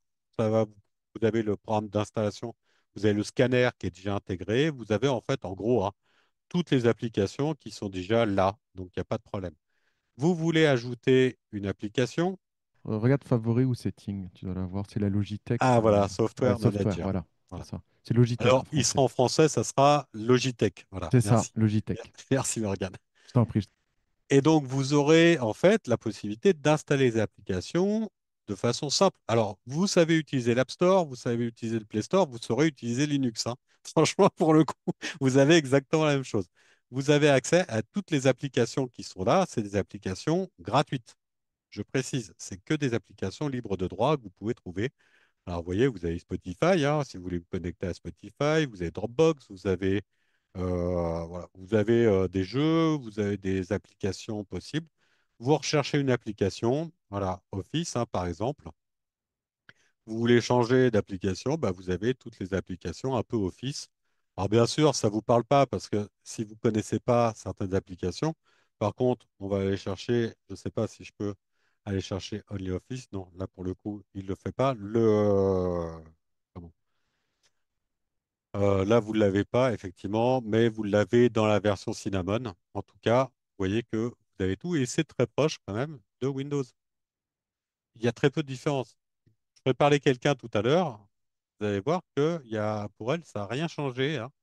Vous voulez éteindre votre système, il suffit d'éteindre ici. Voilà, et vous l'éteignez. Ça, c'est la version la plus simple, hein, pour pouvoir avoir un système différent et que vous pouvez exploiter tout de suite. J'ai envie d'aller sur Internet, je clique sur Internet, hein, et vous allez voir qu'il va s'ouvrir. Alors, c'est Mozilla Firefox. J'ai bien mon truc qui est ouvert sur Internet. D'accord? Alors là, il n'est pas connecté, hein, mais je peux vous en ouvrir plusieurs, hein, pour le coup.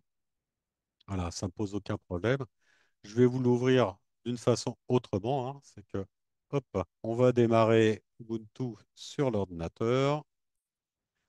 Voilà, ça c'est le deuxième programme, hein. Vous avez trois programmes. Donc Linux Mint qui se rapproche. Pour moi, c'est vraiment celui qui est le plus simple à utiliser quand on vient de Windows 10. Il a été fait par un Français, il est en français, tout est vraiment bien traduit, donc il n'y a aucun souci. Vous pouvez l'utiliser, ça ne vous fera pas une grosse différence, hein, et c'est surtout que tous les logiciels y sont. Vous avez la Logitech, la sécurité. Donc, je vous dis, il n'y a pas de problème de sécurité puisque au démarrage, à l'installation, il vous demandera un mot de passe. À chaque fois qu'il va y avoir une modification, à chaque fois qu'il va falloir installer une application, il va falloir à chaque fois que vous allez avoir une suppression d'application, une mise à jour, etc. à faire, il va de toute façon vous demander votre mot de passe principal. D'accord? Je vous montre ça avec Ubuntu. Vous allez voir que c'est la même chose. C'est un système qui est très simple, hein. Vous voyez, c'est assez épuré, hein, comme interface. Alors, si vous n'aimez pas sur le côté, vous pouvez le mettre en bas, hein, c'est pas un problème. Mais vous voyez, là, pour le coup, on est un peu plus proche. On est entre le Mac et puis le Windows, hein. Mac, c'est ceux qui avaient les choses en haut. Donc, j'ai bien mon application Mozilla, enfin Firefox, hein, pour aller sur Internet. J'ai mes dossiers. Si j'ouvre mes dossiers, il n'y a aucun problème, hein. J'ai bien mes documents, mes images. Vous voyez que l'interface est épurée, hein. J'ai mes applications. Si je veux installer une application supplémentaire, il va m'ouvrir mes systèmes d'applications. Et si je veux retrouver, là c'est ma corbeille, et si je veux retrouver un peu d'aide, j'ai mon aide ici. Donc, j'ai tout ce qu'il faut, hein, pour commencer. Si je veux aller sur toutes mes applications, ici, on a affiché les applications, comme sur un téléphone, hein. Afficher toutes mes applications pour ceux qui ont des Samsung, hein, tout est là. Et vous avez tous les paramètres, gestionnaire des mises à jour. C'est pas dur, hein. Quand vous mettez en route le gestionnaire des mises à jour, ça vous met la mise à jour du système et des applications en même temps. Vous n'avez pas besoin de vous embêter avec ça. D'accord? Pareil sur le Linux Mint, quand vous avez les mises à jour, ça se fait automatiquement. Vous faites les mises à jour de toutes les applications que vous avez sur votre ordinateur. D'accord? Donc, rien de difficile. Vous avez toutes les applications qui sont actuellement sur mon ordinateur. Et si j'ai envie, voilà, j'ai de la calculatrice, j'ai déjà la plupart j'ai du scan, j'ai de l'utilitaire. Voilà, je peux gérer mon système, je peux l'adapter comme je veux.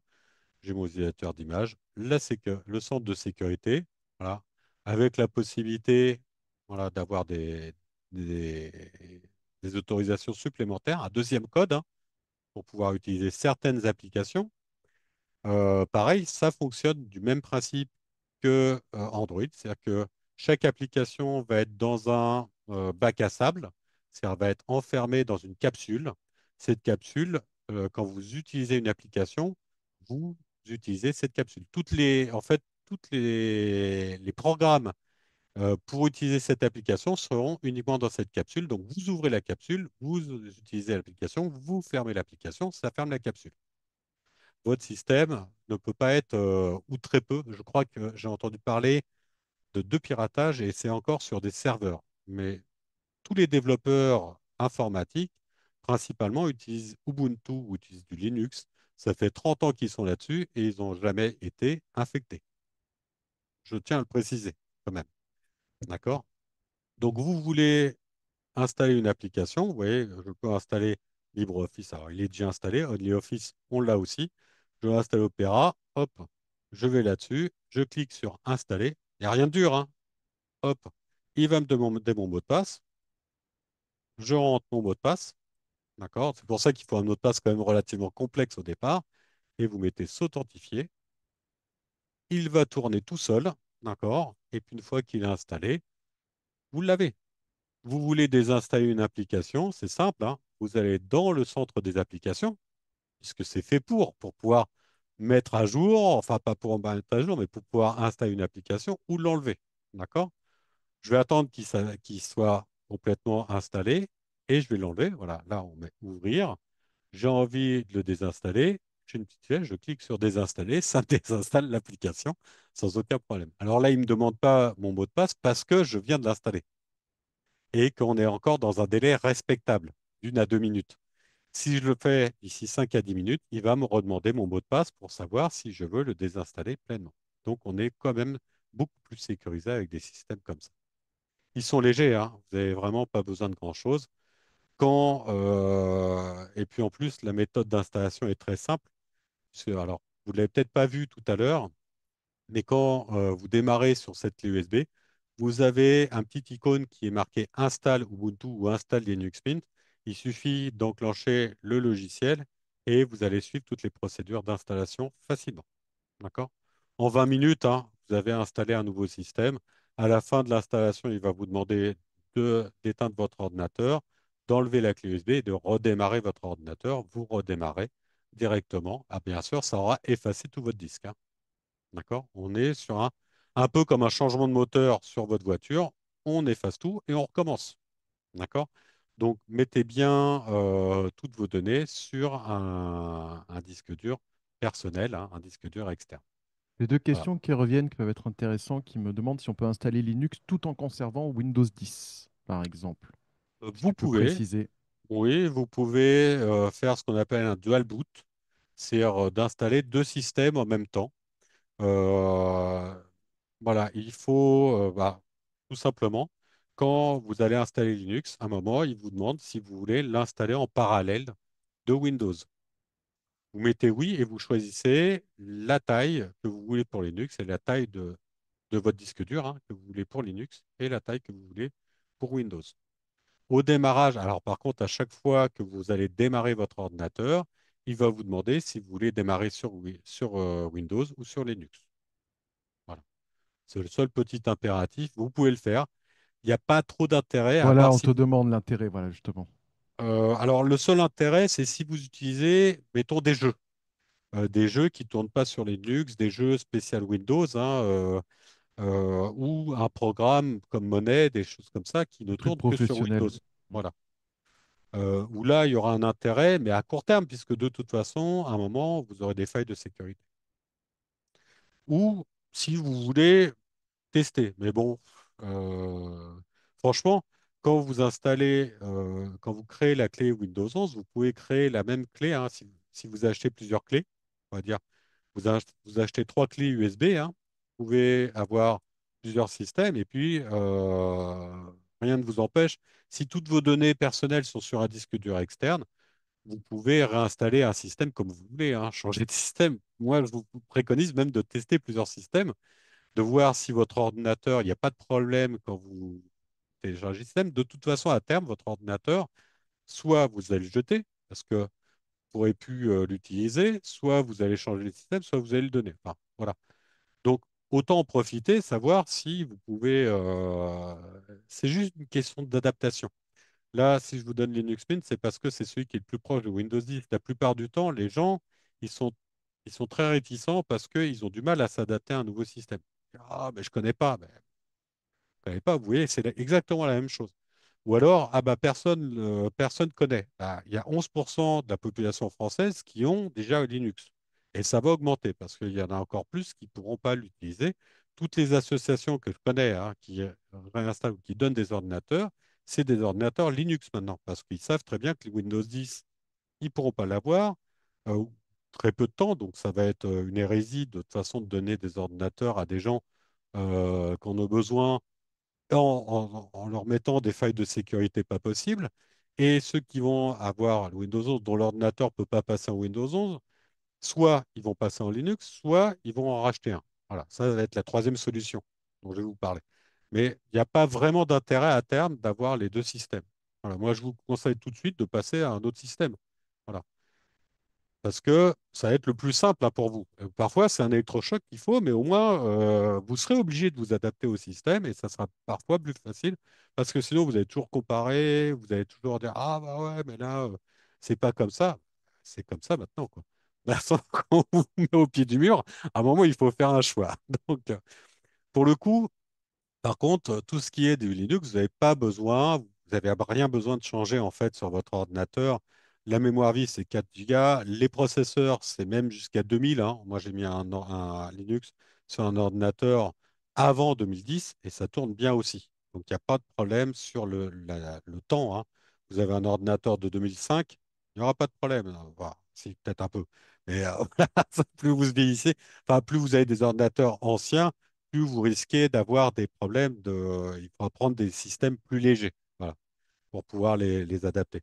Mais si vous avez un système assez récent qui ne peut pas se passer en Windows 11, mais je vous promets, hein, que vous mettez un Linux dessus, mais vous allez retrouver un ordinateur hyper vif, hyper stable, hyper fiable et vraiment avec toutes les applications nécessaires en tout cas à tous les jours. Sachez que la plupart des applications, hein, actuellement, que vous utilisez, que ce soit Clipchamp, Office, iCloud, les drives, etc., tout est joignable en ligne. Il suffit de vous connecter à un navigateur Internet et vous pouvez accéder à toutes ces données-là. Donc, il n'y a aucun intérêt d'avoir forcément l'application sur votre ordinateur. C'est ce qu'ils font sur les. C'est pourquoi vous avez les mêmes photos sur votre ordinateur que sur votre téléphone ou les mêmes documents dans votre drive, quel que soit le support. C'est parce que rien n'est chez vous, hein. Tout est dans des drives, des clouds, c'est-à-dire des espaces de stockage distants. Vous êtes assez tranquille là-dessus. Donc, à part pour des logiciels très spécifiques, vous pouvez vraiment utiliser Linux. Voilà. Vous avez toute une suite de logiciels. Je vais vous les montrer, mais la plupart, je suis sûr que vous les utilisez en plus, hein. Vous avez une suite de logiciels libres ici. Vous voyez que vous avez des distributions. Ça, tout ça, c'est les systèmes d'exploitation, hein. Vous voyez que vous en avez, hein. Et là encore, c'est les meilleurs. Les éditeurs de texte. Alors, tous ceux qui me disent, ah, j'ai l'habitude d'utiliser que Microsoft Office, bah voilà, hein. Vous en avez plusieurs, hein. Il n'y a pas de problème. Vous avez, vous avez une pléthore qui sont gratuits. Vous n'avez pas besoin de payer, qui sont aussi bien, hein. Je peux vous montrer même OnlyOffice. C'est même celui qui va être, je crois, qui est utilisé, hein, par la mairie de Lyon. Pardon. Voilà, qui s'appelle OnlyOffice, qui est aussi mis sur. Voilà, vous pouvez le mettre sur Linux, vous pouvez le mettre sur Mac, vous pouvez le mettre sur Windows, vous pouvez le mettre sur tous les supports, les tablettes, les téléphones. C'est gratuit. Voilà, et vous pouvez comme ça créer des documents. Vous avez exactement la même chose. Enfin, ceux qui connaissent Word, hein, ou ceux qui connaissent les autres systèmes. Voilà, dites-moi la différence visuelle. Moi, je vous tire mon chapeau, quoi, hein, parce que si vous n'arrivez pas à l'utiliser celui-là, franchement, je ne sais pas comment ce que je peux faire de plus. Voilà. Mais vous avez voilà les suites bureautiques, hein, on est bien sur et vous voyez qu'il est bien là, hein, OnlyOffice dans la suite bureautique pour tous les systèmes, même les téléphones, les tableurs, les logiciels de traitement de texte, les logiciels de présentation, hein, ça c'est les PowerPoint, les logiciels de dessin, ceux qui ont l'habitude d'utiliser Photoshop. Vous avez GIMP qui existe, n'est-ce pas Morgane? Vous avez, vous avez aussi les lecteurs de PDF, vous avez les manipulations de fichiers, vraiment tout ce que vous voulez. Ouais. Alors, je ne vous laisse pas la liste, hein, mais vous voyez que vous avez une liste extrême. Tout ça, c'est des logiciels gratuits, ce qu'on appelle open source, qui sont faits par une communauté pour la communauté. D'accord. Je vous ai mis les liens aussi pour Linux Mint. Voilà, donc si vous avez, selon la configuration, n'hésitez pas à nous appeler, hein. On vous aidera là-dessus. Si vous avez un doute sur la configuration à avoir, voilà, n'hésitez pas, hein. Celui-là, c'est un dérivé d'Ubuntu. D'accord? Vous avez ce qu'on appelle Anduin que je ne vous ai pas présenté, que je vais vous présenter tout de suite. Voilà, je vais éteindre la version Ubuntu. On va l'éteindre complètement pour le coup, et puis je vais redémarrer une version qui va être Anduin. Alors ça, c'est vraiment pour le fun. Pourquoi je vous le présente? Parce que c'est comment? Voilà, hop, il est là. Alors, Anduin, c'est un système d'exploitation, d'accord, qui a été créé par un ingénieur de Windows et qui même travaille sur des logiciels open source et vous a fait un système qui, euh, qui est à peu près identique que Windows 11. Donc, si vous voulez avoir une interface un peu plus style Windows 11, vous pouvez aussi utiliser Anduin OS. Pareil, je vois pas l'intérêt, ou moins d'intérêt. Je pense que si vous devez changer de système, c'est pas pour retrouver un ersatz de Windows. Partez directement sur vraiment du Linux qui va vous être beaucoup plus pratique, hein. Le Linux Mint, pour le coup, vous avez trois présentations possibles, hein, mais vous voyez qu'il est très proche de Windows. Voilà. J'ai mes dossiers personnels, mes fichiers. Et si j'ouvre mes fichiers à côté, voilà, et si je le réduis, vous voyez qu'on est à peu près dans les mêmes formats, hein, à peu de choses près. Voilà. Je vais le réduire avec ma petite flèche si j'y arrive. Bon, j'y arrive pas. Si, voilà. OK. Donc là, en blanc, la version Windows 11. En noir, la version Linux. Voilà. Pas beaucoup de différence, hein, pour le coup. Vous avez le navigateur, toutes les applications. J'ai bien mes applications, d'accord, qui s'ouvrent. J'ai bien mes petits icônes aussi, hein, pour accéder aux paramètres. Voilà, je retrouve la même chose ici, hein. Vous voyez que c'est quand même relativement proche de Windows 11. Si vous voulez avoir une interface proche de Windows 11, il existe une distribution pour ça. Si vous voulez avoir une interface proche de Mac, vous avez une interface pour ça. Vous avez toutes les versions de Linux si vous voulez. Il n'y a aucun problème. Et pour les logiciels, on a l'application de logiciel qui fait exactement la même chose. Voilà. Donc, vous n'avez plus aucune excuse, ceux qui ne connaissent pas Linux, d'essayer au moins sur un ordinateur assez ancien. Pourquoi? Parce que vous risquez d'être très surpris de la facilité d'utilisation, parce que c'est vraiment très simple à utiliser. Voilà. Pour l'éteindre, la même chose que Windows 11, que je ne me trompe pas, hein, là pour le coup, parce que ça serait un peu dommage que j'arrête la présentation directement. Voilà. Donc, vous avez comme ça ces trois logiciels-là, Mint, Anduin OS et puis Ubuntu. Sachez que Anduin OS ou Linux Mint, c'est à base d'Ubuntu. C'est-à-dire Ubuntu, c'est la première version, la plus stable, hein, très simple d'utilisation, grosse communauté d'utilisateurs, gros forum aussi. Alors, gros forum, j'entends que si vous avez besoin d'une aide, déjà, vous allez avoir de plus en plus d'aides possibles, parce qu'il y aura de plus en plus de monde. Et vous avez des forums qui existent où vous posez votre question. En général, ils répondent dans la journée. C'est très, très rare qu'on ait une réponse comme Windows au bout d'une semaine ou des réponses comme ça qui n'arrivent jamais. Vous avez une question, lancez votre question, vous dites bonjour avant, vous envoyez votre question, et puis vous pourrez avoir de l'aide en général dans la journée. Vraiment, c'est assez. Vous avez une communauté qui est très active et très protectrice. Anduin OS, alors c'est vraiment là pour le fun, hein, que je vous présente, mais si vous voulez vraiment une interface qui est proche de Windows 11, pourquoi pas?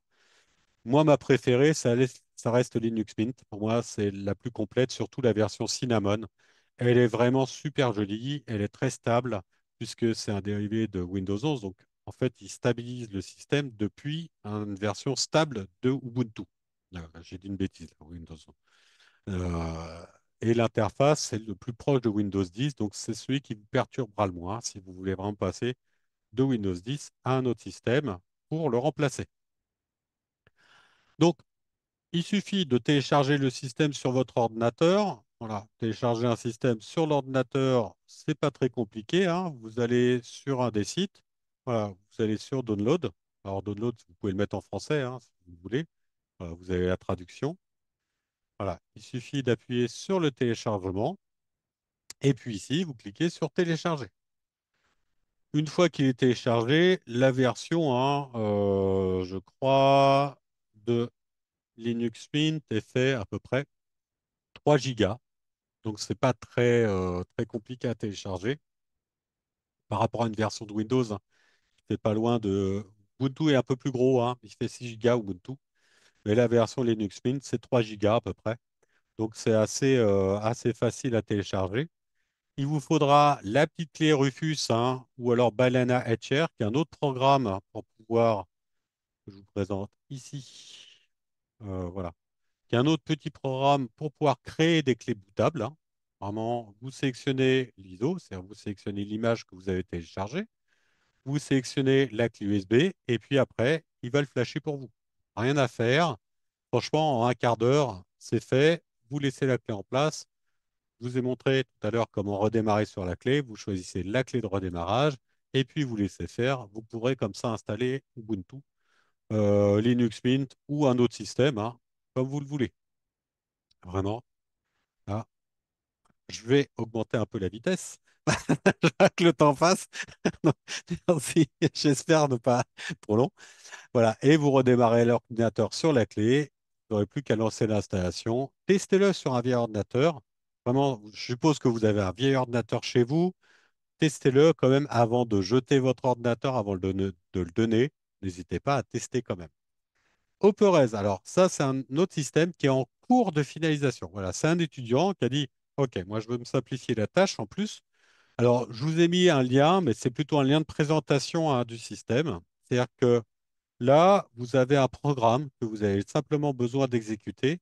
Il va faire le transfert de vos fichiers, de tous vos fichiers images, enfin, de votre fichier photo, de vos fichiers documents, de tous vos fichiers personnels. il va vous recréer un espace utilisateur et il va changer votre système Windows 10 pour un système Xubuntu, qui est un système Ubuntu hein, allégé. Donc vous aurez une version de Linux, mais en gardant tous vos fichiers. Alors pour l'instant, il n'est pas super stable, donc je vous déconseille quand même de l'utiliser, mais c'est une solution qui va, je pense, à terme, hein, être efficace. Il y en a qui vont aller un peu plus loin là-dessus. Ouais. Alors, c'est un étudiant canadien, pour le coup, et qui est ingénieur et qui a créé ce système-là. Je vous ai laissé la vidéo, allez voir, ça peut être intéressant, ne serait-ce que pour ceux qui veulent un peu plus d'informations ou savoir les capacités qu'on est en cours de construction, hein. C'est-à-dire savoir que c'est des systèmes qui sont vraiment en pleine expansion, qui étaient un peu une niche, mais qui vont avoir de plus en plus de place, non seulement enfin, grâce à Windows, mais aussi à l'aspect géopolitique et à l'aspect aussi IA, qui est intégré de plus en plus dans les systèmes, dont voilà, on ne veut pas forcément qu'il soit intégré dans tous nos systèmes, ou alors au moins, je le choisis parce qu'il existe des IA aussi que vous pouvez intégrer avec de systèmes Linux, mais qui ne tourneront que sur votre ordinateur. Donc, c'est des systèmes locaux. Donc, ça, vous pouvez aussi les mettre. Il n'y a aucun problème. Troisième solution et dernière solution, vous décidez de changer d'ordinateur, tout simplement. Eh oui, c'est une solution possible. J'ai dit, j'allais vous apporter normalement à peu près toutes les solutions. Donc, pour ceux qui ont un iPhone, vous pouvez aussi acheter un Mac. Alors, on n'est pas dans les mêmes ordres de prix, hein. Là, pour le coup, ça va être des systèmes qui vont être facilement connectables. Vous avez le même compte hein, que, par exemple, Android avec des systèmes Chromebook. Vous avez un iPhone, vous voulez avoir la même chose sur votre ordinateur. Vous pouvez partir sur un macOS. Alors, le plus répandu en général, c'est le Mac Air. C'est le plus petit format hein, de portable d'ordinateur Apple. Comptez quand même entre 1000 et 1400 euros pour les premiers prix. Donc, on n'est pas sur des ordinateurs accessibles facilement. Il n'y a pas de problème de configuration. Ah, quelle configuration je vais choisir? Le seul problème que vous aurez, c'est combien je vais dépenser et puis la mémoire que je vais avoir. Vous avez les prix, en fait, dépendent de la mémoire de stockage ou de la mémoire vive. C'est-à-dire, mais de base, même si vous prenez le premier modèle, vous allez avoir de toute façon des ordinateurs qui vont tourner pendant quelques années, 5 à 10 ans, hein, facile. En général, voilà, vous avez des anciennes versions qui disparaissent au fur et à mesure. Vous aurez le même problème de toute façon à terme que Windows. Sachez que Mac, tous les ans, Apple change son système d'exploitation. C'est-à-dire qu'actuellement, sur vos iPhones, pour ceux qui ont des iPads, des iPhones, vous êtes normalement sur iOS 18. Sachez que cette année, ils vont passer en iOS 26, puisqu'ils ont changé leur nomenclature. Ça va être les années maintenant dans lesquelles on est en cours. C'est-à-dire que l'iOS va avoir le nom de l'année. iOS 26 l'année prochaine. Enfin, l'année prochaine, ça sera iOS 26, puisqu'on est en 2025. L'année d'après, ça sera iOS 27 et ainsi de suite. Ils vont simplifier un peu la nomenclature de ça, mais comptez vraiment 1000-1400 euros pour les premiers prix. Pour ceux qui ont des tours, vous pouvez aussi opter pour des mini PC, hein, des mini Mac, qui sont aux alentours des 800, 1000 euros. Voilà. Alors, pas 800 000, hein, 800 ou 1000 euros. Voilà. Mais ça reste quand même des produits assez haut de gamme. Mais voilà, pourquoi pas. Vous avez aussi dans reconditionné hein, qui coûte un petit peu moins cher. Méfiez-vous quand même parce que vous avez des reconditionnés des anciennes versions. Bah, elles vont être obsolètes aussi à terme. Donc, il faut acheter les reconditionnés d'un ou 2 ans, mais pas beaucoup plus. Voilà. Sinon, ça ne sert à rien hein, de partir sur du reconditionné. La possibilité aussi d'acheter du Chromebook. Alors, Chromebook, c'est le système que je vous ai montré, sauf que l'avantage du vrai Chromebook, c'est que vous avez un ordinateur, et Florence pourra témoigner par la suite, puisqu'elle a un Chromebook qu'elle utilise tous les jours. L'avantage, c'est que c'est des systèmes quand même simples, légers. Vous pouvez accéder à toutes les synchronisations de votre compte Google. Les téléchargements se font par les applications Google Play Store. Alors, on n'est plus sur le Web Store, d'accord? On est bien sur le Play Store. C'est-à-dire que vous avez à peu près les mêmes applications que vous trouvez sur téléphone et tablette. Donc, ça, c'est intéressant parce que vous pouvez avoir, par exemple, pour ceux qui sont aficionados de Microsoft Office, vous pouvez avoir Microsoft Office sur les Chromebooks, d'accord? Il va vous connecter à une version en ligne, mais vous pouvez l'avoir quand même sur Chromebook. idéal pour une utilisation courante. En gros, hein, vous avez peu besoin de grosse puissance. Des gammes possibles, elle a les Chromebooks, la version un peu bas de gamme, et les Chromebook Plus, une configuration vraiment optimisée pour l'expérience Google. Moi, je vous recommande quand même 8 gigas de mémoire vive minimum, mais c'est parce que vous allez avoir un truc super fluide et pour tout ce qui est des jeux, tout ce qui est des jeux en ligne, des vidéos, etc., ça va être un bonheur. Comptez entre 300 et 800 euros. J'en ai trouvé même hein, en version reconditionnée, même en version neuve, des Chromebooks hein, simples, je crois, qui commencent à 200 euros. J'avais été voir voilà, si vous tapez dans euh, n'importe quel vendeur, hein, Chromebook, voilà, vous en avez qui commencent à 200 euros. Ouais. Alors, on est vraiment sur la configuration minimum hein, qu'on peut avoir, mais vous voyez que vous avez déjà 8 gigas de RAM. Je vous conseille, quitte à en acheter un, d'avoir un écran tactile parce que ça vous fera ordinateur, tablette en même temps. Donc pourquoi pas. Et puis, en gros, ils ont des autonomies à peu près 12 heures sans recharge. Donc c'est très pratique si vous l'avez comme ça de temps en temps. Voilà. Vous voyez, 180 euros, hein, vous avez des ordinateurs assez valables.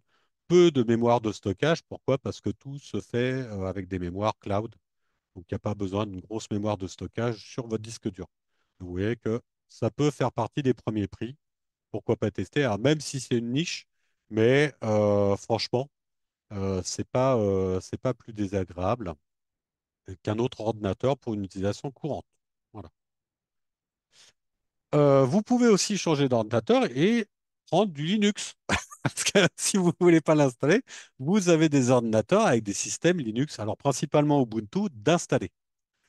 Pour le coup, alors pareil, hein, je vous répète, mais c'est des systèmes simples, légers, sécurisés. Vous pouvez télécharger des applications dans la bibliothèque Ubuntu. Vous avez aussi la possibilité de les installer de façon différente, ce qu'on appelle avec des lignes de code.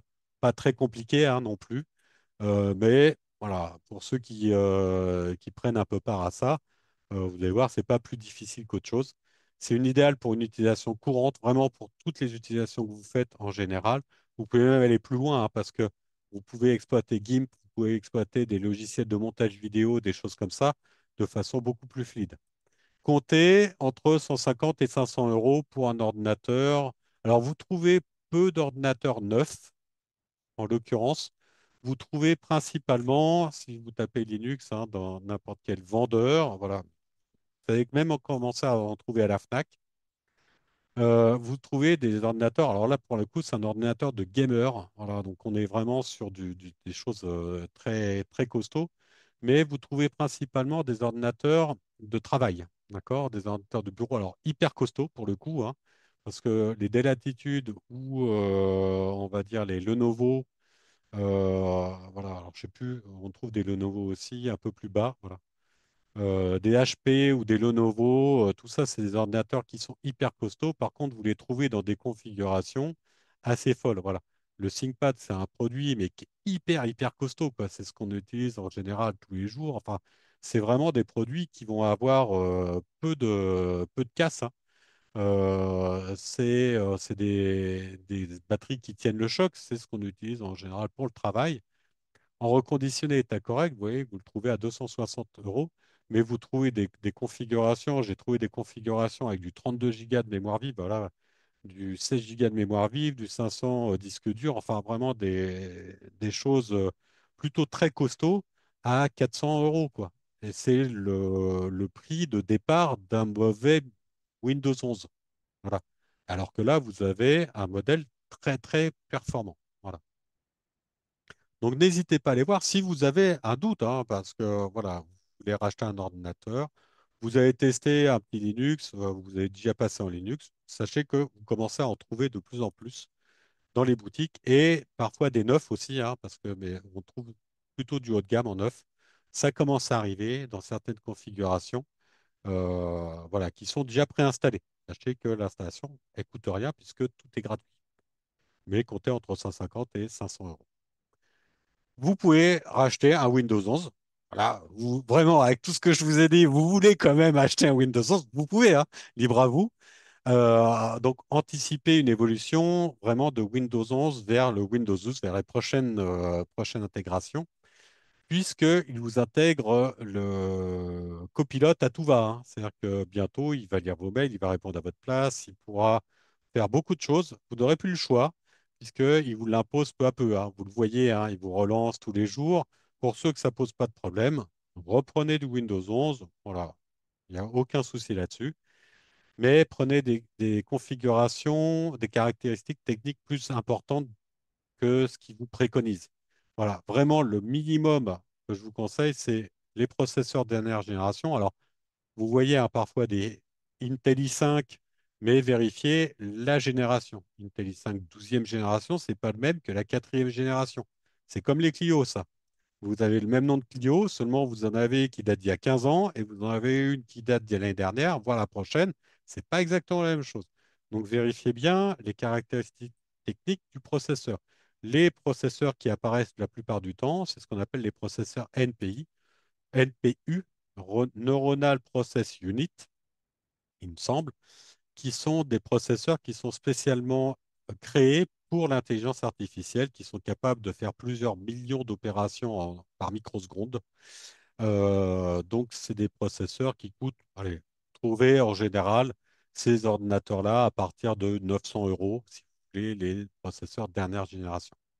8 gigas de mémoire vive, c'est le minimum. Vraiment, regardez plutôt sur des 16 gigas si vous voulez anticiper hein, toutes les évolutions qui vont vous faire avaler. Et puis le 512 de disque dur. Voilà. Alors, vous pouvez compter en neuf, là, j'en ai vu à 400, 500 euros parce que vous allez avoir des grosses opérations de promo, hein. On est vraiment sur du minimum, minimum, mais vous avez des très, très grosses opérations de promotion qui vont arriver d'ici peu, avant la fin, hein. Des vieux stocks qui vont vouloir écouler, des choses comme ça. Donc, vérifiez bien. La prochaine parenthèse, la prochaine visioconférence va avoir de terme faire des économies, faites des achats, faites des économies lors de vos achats par Internet. On va en parler. Donc, n'hésitez pas à vous inscrire à la prochaine parenthèse. En tout cas, voilà, c'est pas pour autant, hein, vraiment, le 500, 800 euros pour une version minimum, c'est exactement ce que vous pouvez trouver. Allez, 499 euros, mais on est dans ces alentours de prix. 800, comptez 800 à 1300 euros pour une version un peu plus optimisée de copilote. Les avantages et les inconvénients. Alors, on reprend depuis le départ. La mise à jour pour un ordinateur compatible, elle est gratuite. Donc, vous embêtez pas. Si on vous dit que c'est payant, c'est pas vrai. Si on, si on veut vous faire payer, c'est que vous le faites faire. Mais vous pouvez le faire vous-même. Il n'y a aucune difficulté à ça.